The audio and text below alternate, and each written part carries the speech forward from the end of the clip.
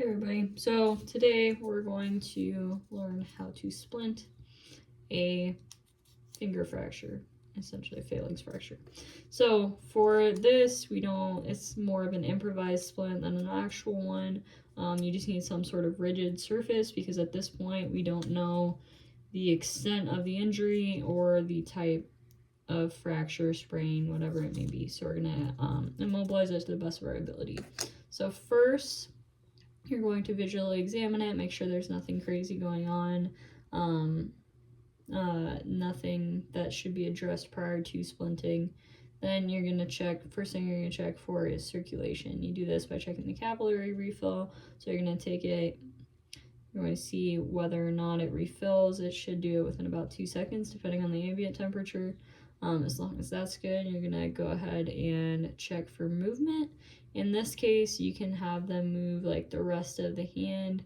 Make sure that's all working good, but you don't want them to move the injured finger, because that's what you're trying to avoid at this point, and this is the most distal extremity in this case. And then you're going to check for sensation, so you can see whether or not they feel you touching them, whether their nerves are all working, and that way you know if that needs to be addressed first.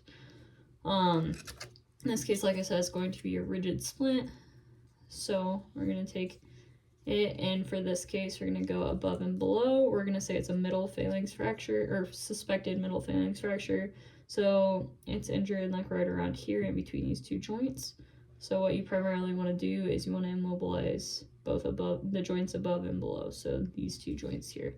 So you're going to take this, you're going to use something to wrap around it to the best of your ability, whatever you have available. You just want to make sure you're not going to cut off circulation. So in this case, I have tape, but you can also use something like an ace bandage or anything along those lines that will secure the splint in place.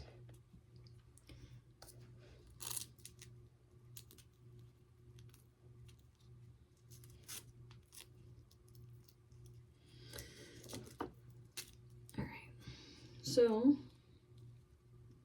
that's pretty good on there. That will at least immobilize the joints and everything until you can get them to better care. You ideally want to check at this point again for capillary refill.